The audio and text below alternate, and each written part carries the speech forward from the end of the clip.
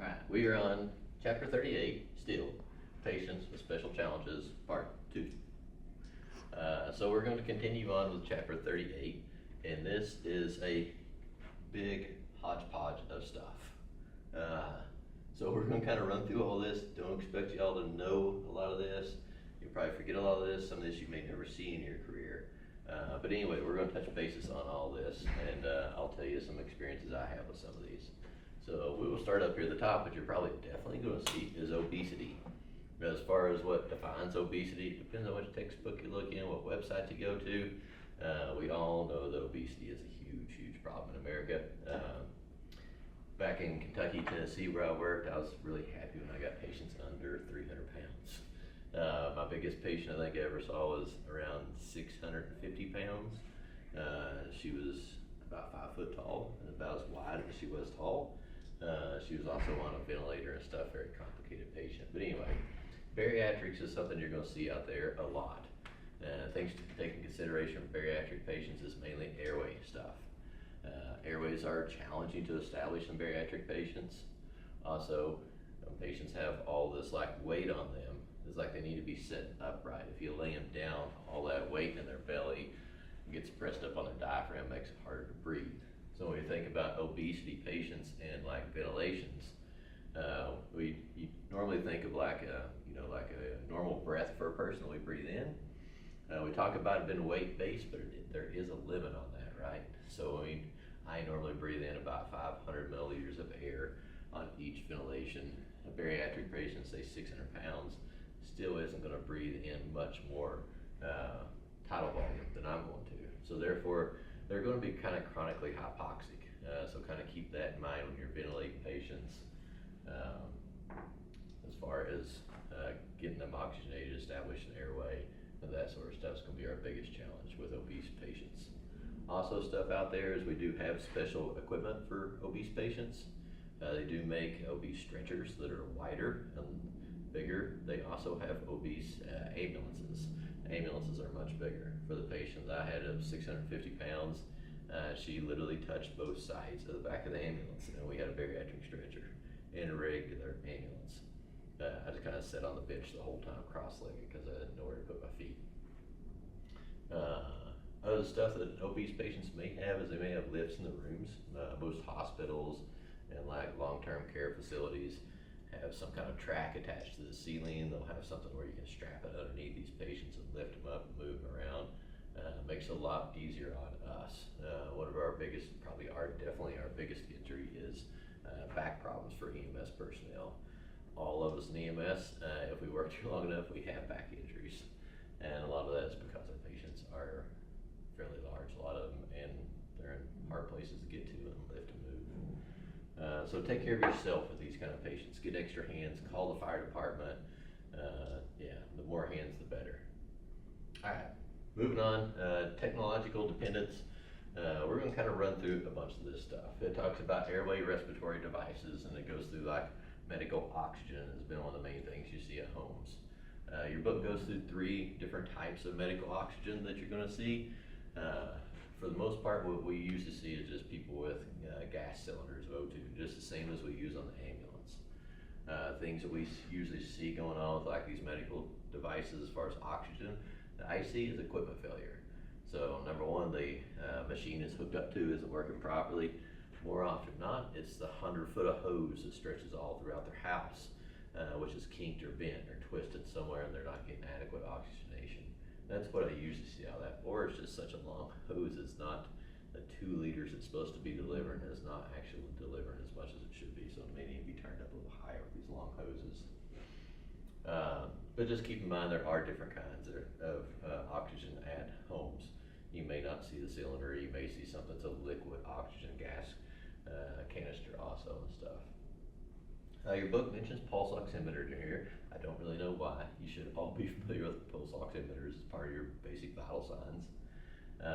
Usually when patients have these, they have some kind of respiratory problem, whether it be asthma, whether it be COPD. We get called because of low oxygen saturation all the time. First thing you do when you walk in is look at your patient. Do they look like they have an oxygen deficiency? And then put our own pulse ox on the patient and see if it correlates. Tracheostomy tubes. Tracheostomy tubes is usually a hole that's kind of right down here below the cricoid membrane. I saw these lots when I worked at the rehab hospital with neuro patients and stuff. But they'll have a little hole right here. Sometimes they'll have a tube down in it. Sometimes they have kind of a permanently implanted device right there. Some of them are metal, some of them are not. Sometimes people can talk while they have those on if they have the fancy ones. Sometimes they have to put a hole over it to be able to talk. What you are probably going to be called to or have issues with this is sometimes it gets filled with mucus. So you need to take a suction catheter and suction that tube out for them. Other times you might get called is to put these back in whenever the little tube comes out of the stoma. The stoma is just the hole in the neck. That is not a skill even for paramedics. There is a little J-hook they use to guide those in, but we can transport these patients. If the little tube comes out, we can suction it, kind of clean it up, wipe it clean, and we can take these patients to the ER and they can put that tube back in there. Moving on down, as far as CPAP and BiPAP. CPAP, we use it in the field all the time. You all know what that is, or you will. Continuous positive pressure is what this is, and positive pressure. CPAP, I don't really need to explain it to y'all because you're going to learn all about this in the respiratory chapter, or in our airway chapter, I think it is. But just know there is something called BiPAP out there. This is continuous positive pressure in airway. This only gives you positive pressure on inhalation and or exhalation. And these are something you usually see on ventilators, critical care paramedics, flight nurses, flight medics will maybe using BiPAP instead of CPAP. You all as EMTs probably aren't going to do anything with BiPAP. Okay, moving on to home mechanical ventilators. Ventilators, I'll tell you, is the bane of my existence when I first started, is there's always an alarm going off. And it's really frustrating to me because I hear alarm going off and it's hard to figure out what the problem is. These mechanical ventilators, they have high pressure sensors on them, they got low pressure sensors on them, they got oxygen sensors on them, and whenever a patient's laying in bed, they're stable and they haven't moved, it's a little easier to stabilize these. But as soon as you start moving the patient, you start jostling things, pressures get affected, alarms go off. So just kind of know alarms going off are normal whenever you move the patient. And anytime we have any kind of problem with a ventilator, airway type stuff, we use the mnemonic DOPE. This isn't actually in this chapter. I think it's in one of your chapters.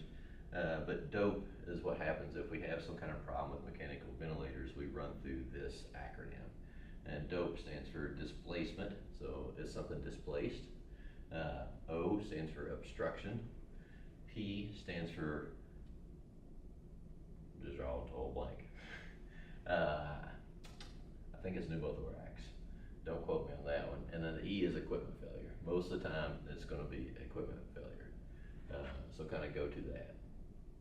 Something you always want to have on hand when you're dealing with a ventilator is the ability to ventilate for them. So that requires a BBM, a pocket mask, potentially an airway, some oxygen, right? Anytime you have someone with these, you gotta have your own mechanical devices to breathe for them. I could go through different scenarios where I've had this happen to me, and the ventilator fails, and I have to start bagging the patient until I get the ventilator fixed or get another ventilator. It's not ideal, and it does cause our patients some harm. So have all the stuff set up, ready to go all the time. Okay, moving on. Vascular assist devices. Your book kind of lists these three different ones here. Central venous catheter, central venous line, and then implantable ports. Central venous catheter, central venous line, you're going to have some kind of tube coming out of the body somewhere. Oftentimes they're up here at the clavicle area. These are kind of long-term patients that are taking antibiotics or taking medications at home or cancer medications at home. They're usually patients that need vascular access on a regular basis for medications or something. What I'll tell you about these is don't use them. Oftentimes these will have some kind of like a heparin or something, like a little cap to keep blood from clotting. These patients might be on blood thinners to keep blood from clotting in these tubes. We try our best not to use these. Even as a paramedic, I try not to access these unless it's life-threatening emergency for them. Just kind of take a look at the site, make sure it's not infected, make sure things look normal. Your book talks a lot about documenting like how much of the tube is out, how much is in case someone tries to accuse you of pulling it out. I don't ever remember there's been any problem with in my career of EMS, but anyway. Moving on down to implantable ports. Implantable ports will be underneath of the skin, so it is IV access for the hospital staff or the doctors to get vascular access, and it'll be underneath the skin. We do not access these. It is a special training. Even at a paramedic level, there's special catheters because there is heparin stored in a little capsule in these, and there's a special catheter to access these. Just know they're out there, and you might see them. You're never going to do anything with them as an EMT basic. All right, moving on over vascular assist devices, or LVADs as an example, left ventricular assist device. You see a lot. These are getting more and more popular nowadays as people's hearts are failing. These are some type of mechanical device that does the job of the heart. One of the biggest things I'll tell you about this is they don't have a pulse. It kind of works like a boat propeller, and it just continuously pushes blood through the pipes. So they'll have one pressure. Instead of a systolic and diastolic, it'll just be one, meaning they won't have a heartbeat. These things run off batteries. So I've only transported one patient in my career with this. We don't see them that often, at least not yet. Is they will have like a little holster on them. They have a battery pack. They'll have a battery here and a battery here. And what they typically have is like some kind of computer on a belt. And these two battery packs keep the propeller going, and then you have the computer down here.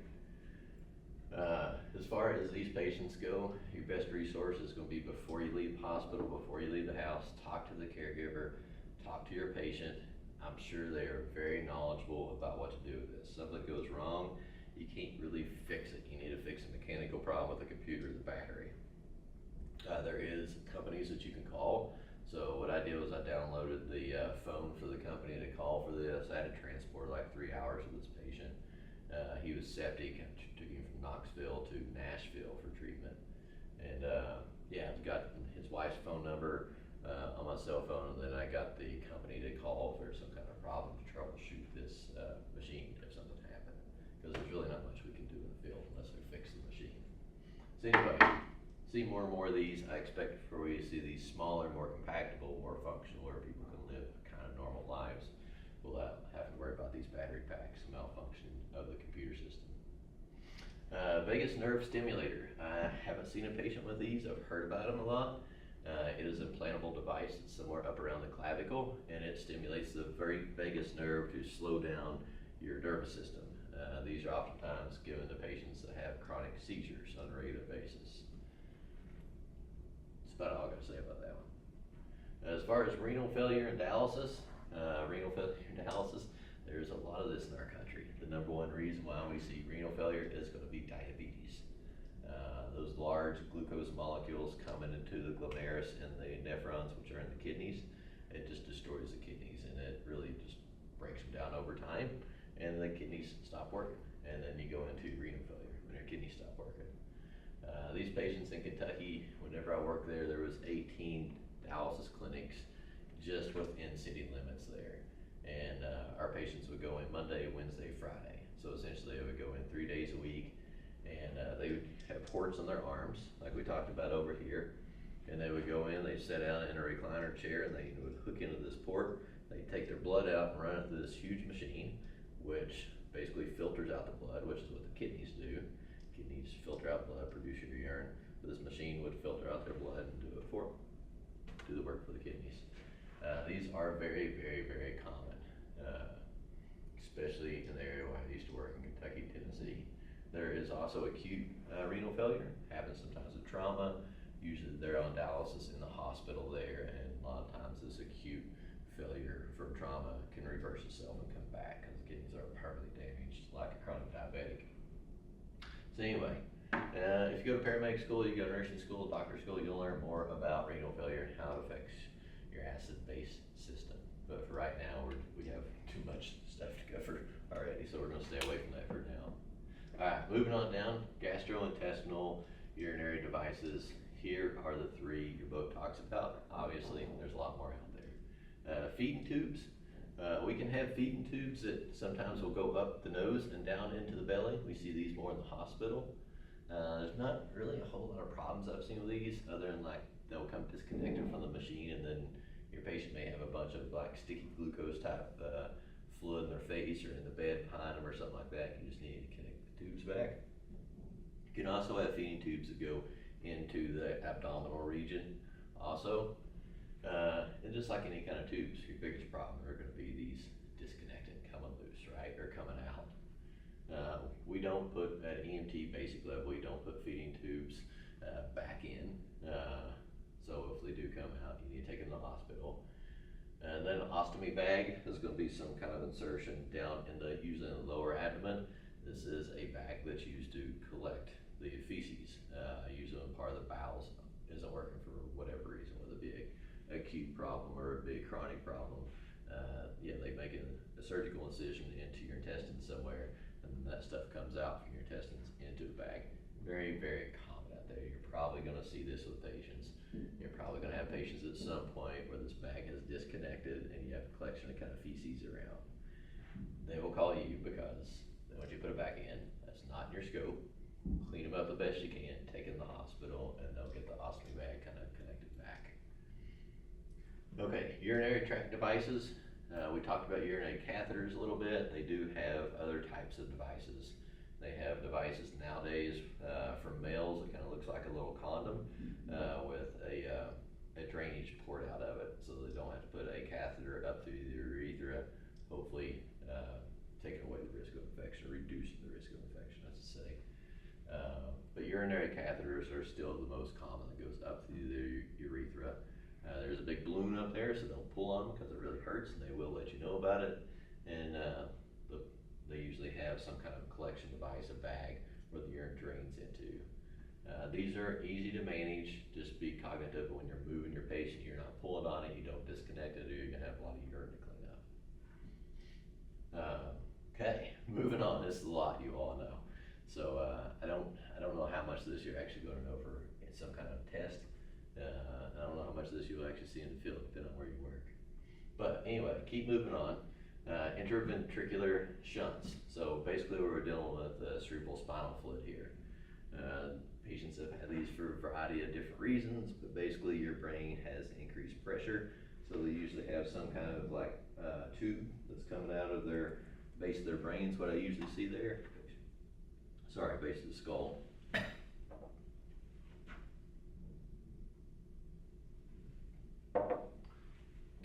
So they may have some kind of tube coming out of the base of their skull there.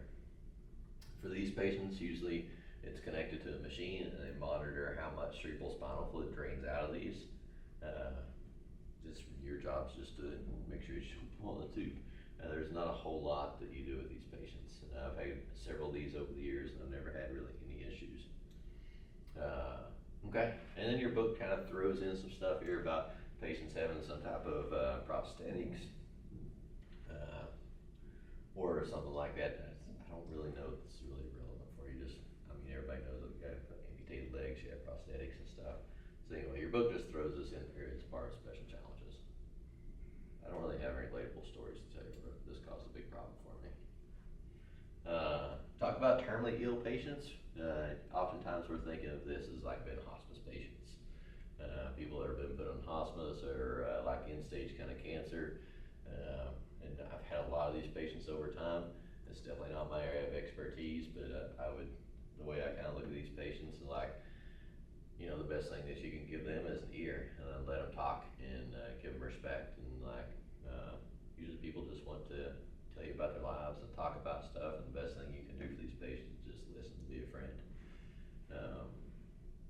Make them comfortable. There is lots of different kinds of advanced directives and stuff, which we're not getting into in this chapter, so make sure that if they're in hospice, then you're not providing life-saving interventions. But make sure you know what paperwork you need for these kind of patients, what you're allowed to do during transport, what you're not allowed to do during transport. And I think that kind of wraps up chapter 38.